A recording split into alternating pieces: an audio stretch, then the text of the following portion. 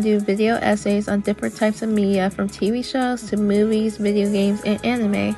I recently discussed and created an analysis about the show The Proud Family, so if you would like to check that out again or have not checked that out, I'll leave a link. I analyzed The Proud Family because of a reboot that is said to be coming out named Louder and Prouder, so be sure to check that out. For now, let's get into the analysis of the anime Michiko Hatchin. Michiko Hatchin is very awesome, underrated, yet far from kid-friendly. It discusses very deep topics such as childhood abuse and neglect, love affairs, and even human trafficking.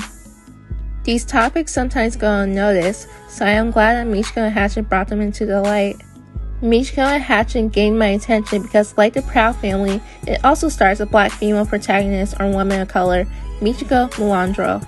Michikomalandro is in fact Afro-Brazilian, and throughout the anime, she helps a young girl named Hana, also known as Hatchin, deal with her own issues and try to patch things up with her father. It's a very good anime that I highly recommend for those of you who love action, love, and general multicultural and diverse cast of different ethnic backgrounds. The name of this video essay and analysis is self-explanatory. Who is Michikomalandro?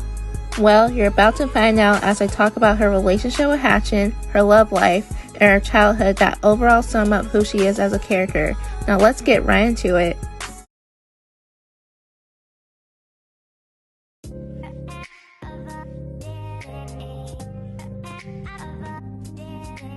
Michiko and Hatchin at first have a love-hate relationship. Hatchin is at first hostile towards Michiko because of the fact that Michiko was an escaped convict. Michiko, on the other hand, is fond of Hatchin because she has genuine love and respect for Hatchin's father and believes that Hatchin is a small reflection of him. Over time, the relationship develops into a close bond, and Michiko ironically shows some maternal instincts despite Hatchin not being her daughter.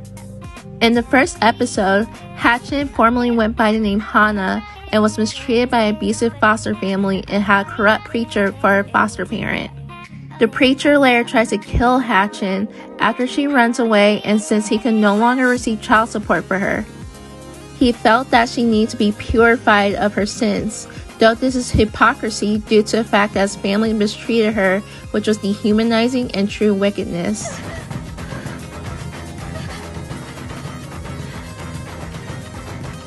You're going to be with the Lord now, Hana. No!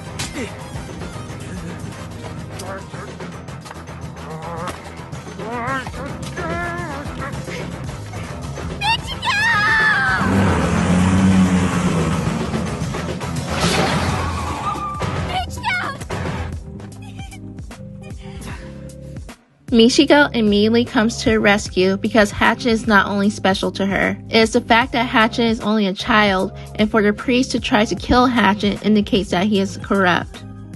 He defies the simple biblical principle of thou shalt not kill since he tries to kill Hatchin.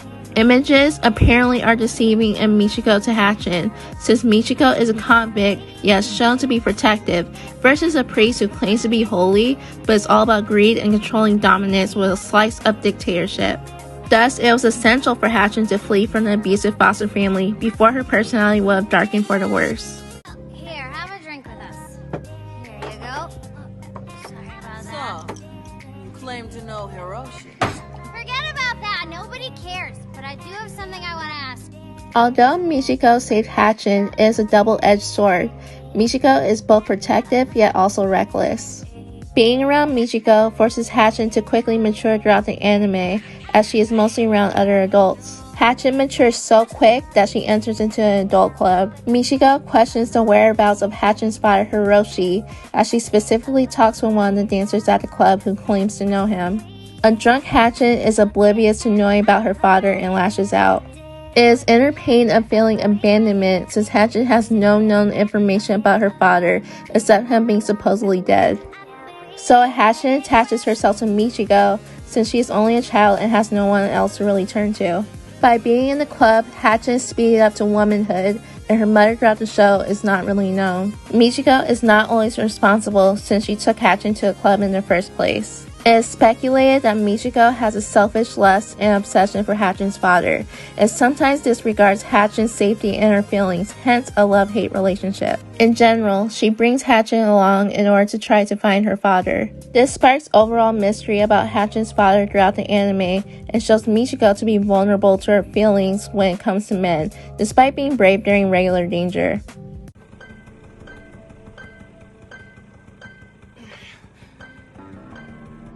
Train now arriving at the station. All departing passengers, please wait on platform J. Your destination, sir? Huh? Oh, Central. Have a good trip.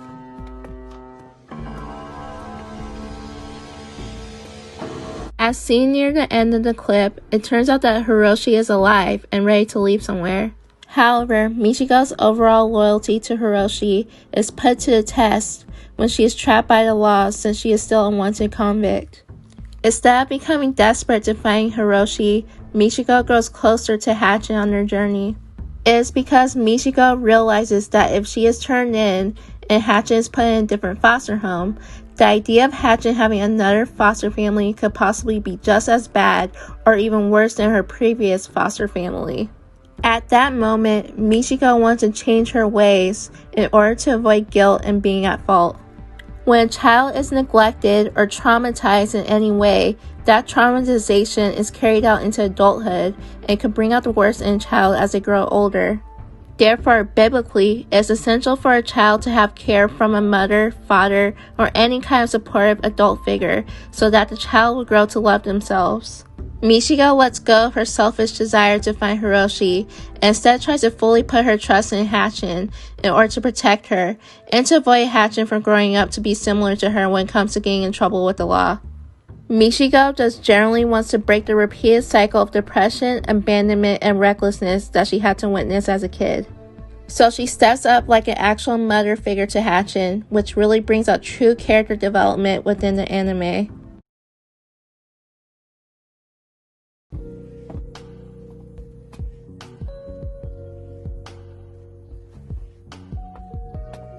It was from down this road.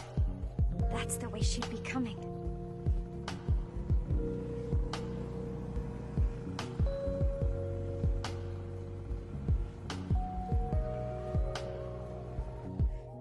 So, how far shall we go this time? At the end of the anime, Michiko changed for the better. She established a lifelong bond with Hatchin from her childhood all the way to adulthood. As shown in the clip, Hatchin is all grown up and independent. Also, she is a mother. Despite the dangerous conditions she went through in her childhood, from being in an abusive environment to getting into trouble with the law with Michiko, she came out strong. It relates biblically that what is seen is only temporary, but what is not seen is eternal. All of Hatchin's hardships throughout the anime were only conditional and temporary. However, her bond with Michiko became unconditional, and Michiko still makes the effort to see her in the end. In Hatchin's eyes, Michiko is a true mother, a tough one at that. In my honest opinion, Michiko is almost like Negan when it comes to children. You know the strangers we brought here yesterday? My mom's gonna make them leave. Well, no, I didn't know. But let me guess. You being you want to help them. I found them. I brought them here. Let me tell you something. When I was about your age, I used to bring home stray dogs. No matter how good or bad someone may be, they just have that soft spot for children, which brings out a different light. In the end, Hatchin brought out the best in Michiko and showed that she is a true diamond in the rough. Before Michiko's love for Hatchin grew, she was a hopeless romantic who sometimes lusted for different men, but most of all Hatchin's father Hiroshi. In the earlier episodes, it is revealed that Michiko grew up with Hiroshi since they were teens, and now as an adult, she has an unhealthy obsession for him that becomes a soul tie as she daydreams about him and often brings him up to others. Could you go through life wondering what if? I know I can't. Wait. I'm with with another man. And I'm a married man, so what? No, it's different. I'm in love. Tell me, does this man love you back? He has to. I'm all he's got. If that's true, then where is he? Shut up. Shut up. For those of you who wonder about soul ties, is when someone has a spiritual bond with a person, often through intimacy, and sometimes that bond turns into attachment and an obsession for that one person. Since Michiko grew up with Hiroshi, it is implied that he had intimate relations with her in the past. She talks to a man named Bruno in a clip shown because of her soul tie with Hiroshi. She is not satisfied and therefore looks to Bruno to try to satisfy her lust for Hiroshi, although Bruno is married. Michiko may be independent and very protective over Hatchin, but when it comes to love, she is insecure and vulnerable. They were free to go wherever, whenever they wanted. Strange as this sounds, you actually remind me of those fish. And I want to swim alongside you. And what is it you want us to do? I ain't so sure. Michiko. I'm in love with you.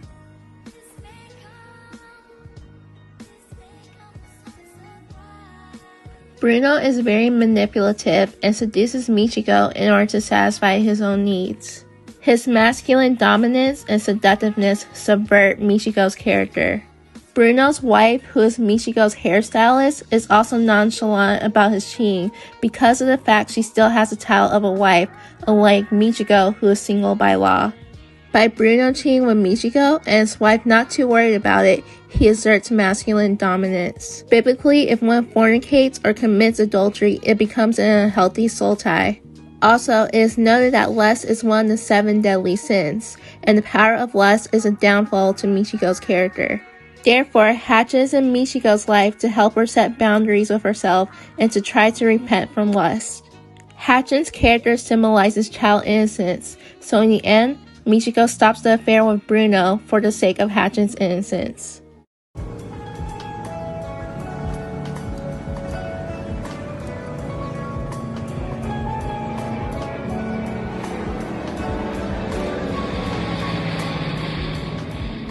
Land this thing! Hey, I need calm help! down! You're rocking the plane! Let me go!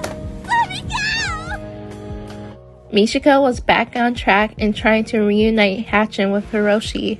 However, Hiroshi fails to fill in the void of being a father for Hatchin since he runs off with another woman. I can see it now. We'll fill the void. That great big 10-year void. That man, burning with hope, professing his love for family, ended up running off with some new woman before long. Was I hurt? Well, I don't think my feelings were ever there in the first place. Yes! The closer Michiko grew to Hatchin, her lust for Hiroshi gradually depleted. Michiko's obsession for Hiroshi was only a fantasy she dreamt of. Like any other woman in life, she strongly strives for love. This is due to the fact that Michiko was also an orphan and she did not truly know how to love anybody. When she met Hiroshi and he showed her love at the time as a teen, she hanged on to it as long as she could. Sometimes in life, many will look for love somewhere else if never received from immediate family. Whoever we generally meet molds us into who we want to be in life. This is all part of self-identification. Self-identification comes with love, and Hiroshi was once part of Michiko's life, but now that is gone. The end, however, marks a new beginning. Michiko's and her obsession with Hiroshi sparked the beginning of true love for Hatchin. As a pair, they are one of a kind.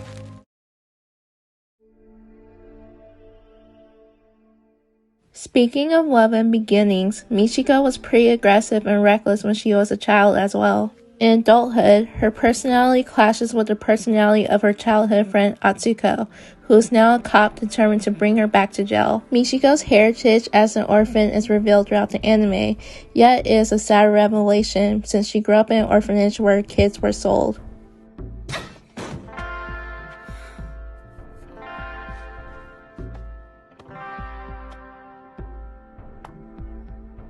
You sold off Yolanda, right? Where did she go? she'll be happier. That's a flat-out lie. You sold her somewhere awful! That should be her money, so why shouldn't I take it to her? It is noted that the anime Michiko Hatchin generally takes place somewhere in South America. Since children were being human trafficked within the anime, it indicates that Michiko was brought up in a poor and rural environment. Sadly, human trafficking is common within poor areas or third world countries, as some struggle with poverty and families making ends meet. Thus, children are sold in exchange for different resources. Because other adults do not seem to care about the children in the anime, it explains Michiko's general hostility for others except Hatchin. Hatchin's life in some ways parallels with Michiko's since they are both orphans and were brought up by adults who generally do not care. Michiko's overall destructive behavior at the beginning of the anime was an expression of hurt and pain she felt on the inside due to other children being sold and overall losing friends. Because of this, she grew to become more childlike and not fully developed in personality until she found Hatchin. Michiko's childish behavior sometimes makes her alike to Hatchin and contrasts the personality of her childhood friend Atsuko. Come on, Atsuko. Everyone back at the house is all excited, waiting for their presents. You can't punk out now. We're the oldest, it's our responsibility. Unlike Michiko, who is at times ruthless and aggressive to others who are not Hatchin, Atsuko is the opposite. As a cop, she does her job and keeps a calm composure. Though her and Michiko were once childhood friends, Atsuko is no longer taken advantage of. I've got to get away from Michiko, or I'll end up just like her. No good. Atsuko breaks away from Michiko because she did not want to be in her shadow or be seen as weak. Michiko, on the other hand, sometimes gets under her skin because of colorism, since Atsuko is darker in complexion. On an honorable note, Atsuko's desire to be noble and bring Michiko to justice challenges negative stereotypes about black women or women of color in general. Michiko Hatchin has a very diverse cast of characters, and it's a rare show that places women of color as the main characters, similar to like the Proud Family. Being opposites, Atsuko and Michiko's friendship ironically grows stronger, and Michiko eventually learns for Atsuko to be mature and look into the error of her ways for the sake of protecting Hatchin. You must be Michikomalandro. Yeah. Ready to go back to Diamandra? Can we talk? What? Don't touch me! Let go! Let go! Ricardo! Cut the girl loose. By the end of the anime, Michiko turns herself in by making a promise with Atsuko. The promise is that Michiko turns herself in after she succeeds in reuniting Hatchin with her father Hiroshi. Therefore, Atsuko shows compassion by telling the police to let Hatchin go. Atsuko grew to understand Michiko because they are both caring when it comes to children. Throughout the anime, they both reflected on their childhood, so they try to be better influences in the end to children such as Hatchin, especially when they are orphans. Atsuko empathizes with Michiko in the end, and Michiko is given justice since she is shown to see Hatchin as an adult in the last episode. No matter what, Michiko has a place in the other characters' hearts, from Atsuko to Hiroshi and most of all Hatchin. This anime overall shows that anyone can change for the better, and that it's never too late to change because, as I said before, what is only seen is temporary and what is not seen is eternal.